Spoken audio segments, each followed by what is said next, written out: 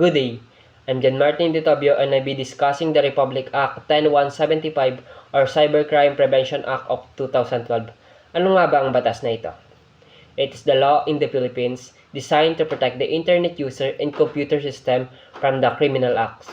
Ang RA 10175 or Cybercrime Prevention Act of 2012 ay isang batas sa Pilipinas na ginawa para protektahan ang lahat ng gumagamit ng internet, banking, computer, and digital devices mula sa cybercrimes. Ang batas na ito ay nagbibigay malinaw na definisyon, penalties, at enforcement power para masigurado ang mga nagkasala at mapanagot.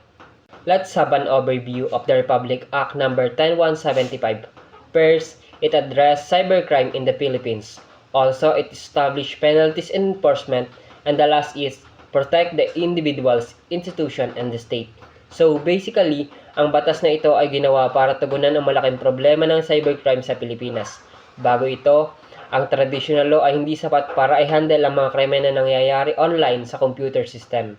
Kaya nagkaroon ng comprehensive law na makatutulong hindi lang sa pag-prevention kundi sa prosecution din ng mga offenders, at ito ay ang RA 10175 o tinatawag na Cybercrime Prevention Act of 2012. Ang law na ito ay nagtatakda ng specific penalties depende sa severity ng crime at nagbibigay ng power sa law enforcement para maimbestigahan at ma-prosecute ang mga criminals. Pinoprotektahan din ito ang individuals, companies, and government institution. Malaking bagay ito dahil sa digital age, kahit simpleng phishing or hacking incident, pwede nang makaapekto sa libu-libong tao sa parehong oras. Mahalaga ding malaman at maintindihan natin ang background ng batas na ito. Sa nakaraang mga taon, halos lahat ng activities natin ay naging digital or online, schooling, work, shopping, and banking at social communication. Dahil dito, mas madali rin sa mga tao na gumawa ng cybercrimes. Ang tradisyonal na batas ay hindi sapat para ma-handle ang ganitong uri ng crimes. Kaya naisip ng Congress na gumawa ng RA 10175 na nagbibigay ng comprehensive framework para ma-prevention o detection o prosecution at enforcement ng cybercrime. Ngayon, tatalakayin natin ang layunin o objectives ng RA 10175. Ito ay may 4 na main objectives. Una, prevent cybercrimes. Introduce guidelines and preventive measure to stop cyber offense before they occur. Upang maiwasan ng mga cybercrimes bago man mangyari, halimbawa, magbibigay ng law guidelines kung paano maprotektahan ang data at system. Pangalawa, penalize the cybercrime offenders. Ensure offenders face legal consequence according to the severity of their crimes. Ang mga offenders ay may legal consequence depende sa severity ng kanilang ginawa. Pangatlo, protect user, data, and system. Maintains the integrity of the computer system, personal information, and organizational data. Pinaprotektahan ng user at computer system at data. Importante ito sa mga business, school, at government agency para hindi madamay ang innocent parties. At pang-apat, promote the responsible ICT use, encourage ethical and safe use of technology through education and legal awareness. Pinapromote nito ang pagiging responsible at ethical na paggamit ng technology. Bawat batas ay may guidelines principle, kaya slides na ito ay nakikita natin kung ano ang policy declaration ng RA 10175 at ito ay ang mga sumusunod. Number 1, protect the computer system. Number 2, secure the data integrity. And number 3, respect human rights. And number 4, balance security and the freedom. Ang Declaration of Policy ay nagsaset ng guidelines principles ng law. Sinasabi nito na dapat protektahan ng computer system, networks, at data mula sa authorized access o damage. Pero habang ginagawa ito, kailangan ring i-respect ang privacy, freedom of expression, at human rights. Ang idea dito ay balance. Dapat mayroong seguridad at proteksyon, ngunit hindi may isa lang alang ang rights o karapatan ng tao. Ito rin ay nagbibigay framework para sa authorities, kung paano dapat ma-implement ang investigation at prosecution nang hindi lumalabag sa civil liberties. Para malinaw kung sino at ano ang sakop ng batas na ito ang mga sumusunod. Crimes committed through ICT, local and foreign offenders, and individuals organization covered. Ang RA 10175 ay sumasaklaw sa lahat ng crimes na may kinalaman sa computer, internet o digital platforms. Maaari itong local or international offense basta may epekto sa Philippine citizens. Importante rin cover ang both individuals at organization. Halimbawa, kung may kumpanyang pinayagan ang cybercrime sa kanilang system o nakinabang sa illegal activities, pwede silang managot sa batas. Bago mas lumalim sa talakayin ng cybercrimes, alamin muna natin ang importanteng definisyon at terms na ginagamit sa batas na ito para malinaw kung sino at ano ang sakop ng batas na ito. Una, computer system. Kahit anong device na ginagamit para ma-store o mag-process ang digital information tulad ng laptop, servers, o mobile phones. Pangalawa, computer data. Kahit anong information o digital store, pwede itong i-text, message, image, video, o database. Pangatlo, service providers. ISP, telecom companies, o online platforms na nagbibigay internet service o digital communication.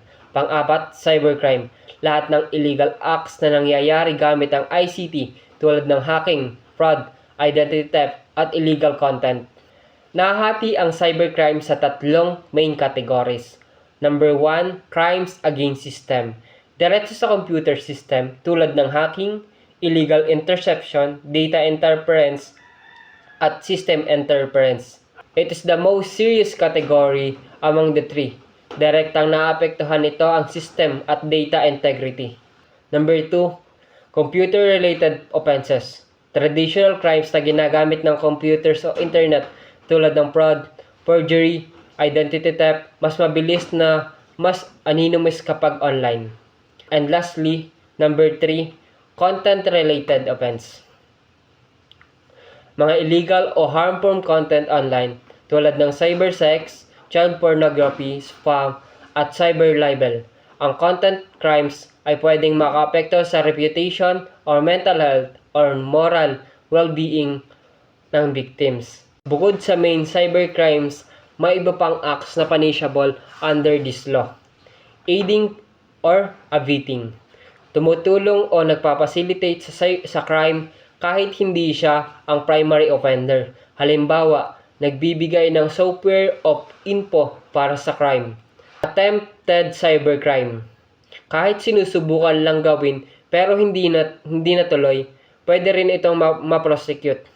Corporate liability. Companies pwede rin itong managot kung pinapayagan nila ang cybercrime o nakinabang dito. Ang penalty sa RA 10175 ay depende sa severity ng crime. Imprisonment. Jail time depende sa category at impact ng offense. Fines. Financial penalties to confiscate victims or punish the offender. Increased penalty for ICT-based offense. Kung ginagamit ang internet o technology para gawin ang crime, mas mataas ang penalty. Mahalaga ang law na ito kasi online crimes mabilis kumalat at pwedeng maapekto sa libu-libong tao, kaya mas mahigpit ang penalties para sa online crimes. Ang RA 10175 ay nagbibigay authority sa Philippine courts kahit ang offender ay nasa ibang bansa. Basta ang crime ay may effect sa Philippine citizen or system. Importante ito sa cybercrime sa kadalasang cross-border. Kahit nasa abroad ang offender, pwede siyang habulin ng Philippine authorities at ma-prosecute. May specific agency na naka-assign para ma-implement ang RA 10175. DOJ, nag-o-oversee ng prosecution o legal companies ng case. PNP Cybercrime Group, nag-i-investigate or nagko-collect ng evidence at nanguhuli sa suspect. NBI Cybercrime Division, a specialized at technical investigation or digital. Pwede i-preserve at kolektahin ng authorities forensic para maimbestigahan. Pwede rin itong emails, IP address, website, logs, at transaction history.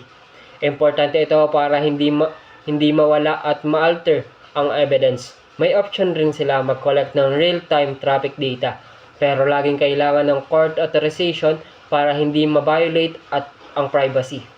Dahil cybercrime ay kadalasang international, RA 10175 allows the Philippines to work with the foreign authorities through mutual legal assistance, extradition, or cross-border investigation. Ito ay para ma-dismantle ang international cybercrimes networks, ma-recover stolen assets, at mapanagot ang offenders kahit nasa ibang bansa sila. Ang RA 10175 ay napakahalaga sa digital age natin. Pinaprotektahan nito ang user, business, at government institution against cybercrime. Overall, Republic Act 10175 protects people from cybercrimes and promotes responsible use of technology. Remind us that the action online have real consequence and that everyone share the responsibility of keeping the digital space. Thank you.